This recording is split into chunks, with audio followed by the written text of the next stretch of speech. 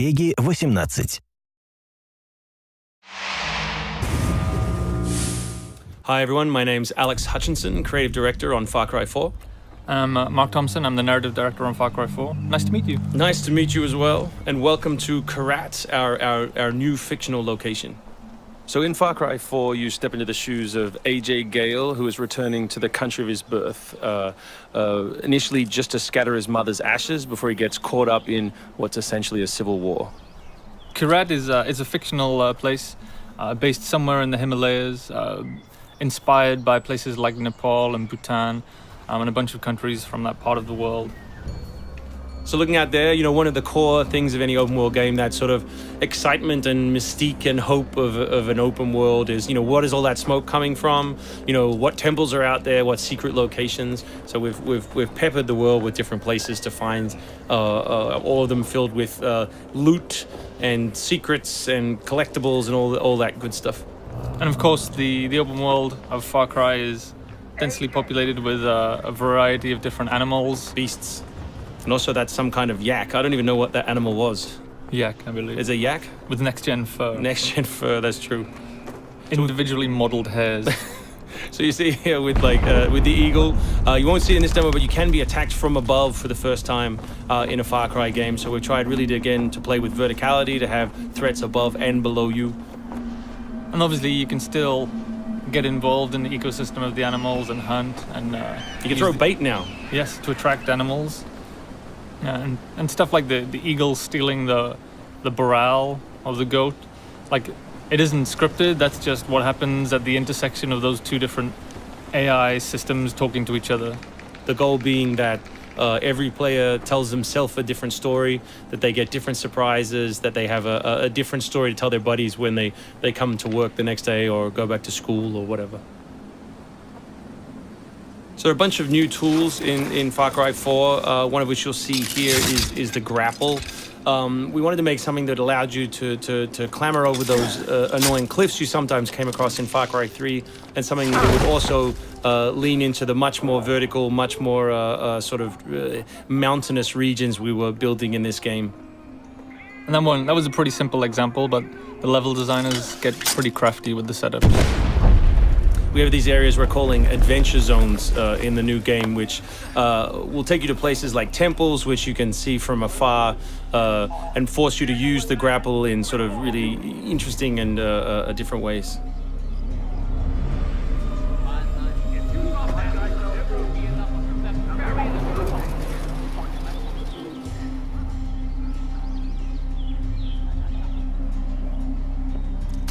The auto crossbow is a new stealth weapon that we've introduced for Far Cry 4.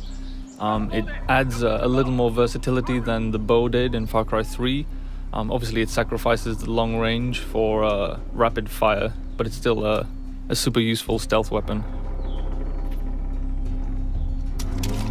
So this is one of my favorite bits. This if you look down when you're meleeing in the new game, you kick.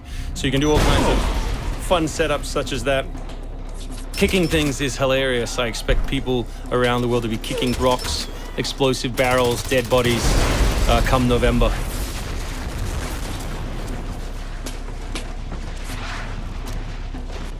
Our goal really was just to provide as many tools as possible, whether vehicles or animals or weapons or, you know, goofy stuff, and let people fit them together any way they want. Yeah, and we've snuck a few features in that fans of Far Cry 3 I think are going to be surprised by. Drive and shoot. Yes.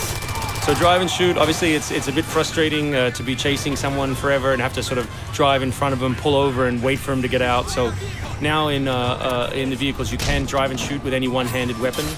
And you can also do driving takedowns from any vehicle, which I really like. So this idea of leaping from your vehicle into another vehicle, do horrible things to them, boot them out the side, and then continue on your merry way. You can now deliver death without even leaving your seat. So wingsuit is still here, and it's really cool, as you see, and actually when the space became more vertical, it actually became more fun. The mountainous environment means that there's a lot more wingsuiting to be found. And hopefully you won't get it before the middle of the game. You will. Hopefully you will get it before the middle of the game. That's the current plan. But we are many months away from watching you guys abuse us online. Means that there's a lot more wingsuiting to be found. And hopefully you won't get it before the middle of the game. So here you'll get a look at elephants. Elephants are awesome. Probably my favorite animal in the game. Weaponized in many different ways. You can drive them into a rage, watch them smash the other characters in the world, or you can clamber on top of one and drive it through the gate yourself. My favorite animal is the human animal. It's very Far Cry 2 of you, Mark. Oh, it's the shark of darkness.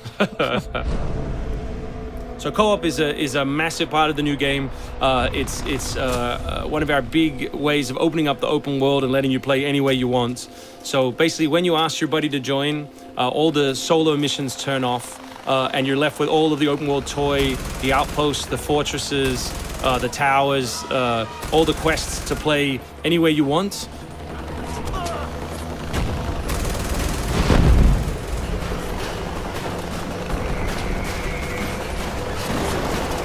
All right, let's do this.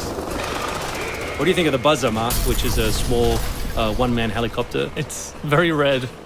No, but it's cool because it gives like this almost like developer perspective on the world. Like you normally in Far Cry 3 you could never really see an outpost, or you couldn't engage with an outpost from this kind of vantage point, which is really cool. So the outposts from Far Cry 3 were like the template for the fortresses. They're kind of like bigger, better, more badass version of the outpost to More badass. to paraphrase Cliffy B. Badassitude. So imagine charging that vehicle, atop the elephant as opposed to just watching it happen. We spent a lot of money on that feature. Yeah, a lot of money. Perhaps we could have put that in a video. Very expensive. So thanks everyone for watching. We really appreciate your time, and we look forward to showing you a whole lot more gameplay in the coming months. The game ships, of course, November 18th worldwide on PS3, PS4, Xbox 360, Xbox One, and PC.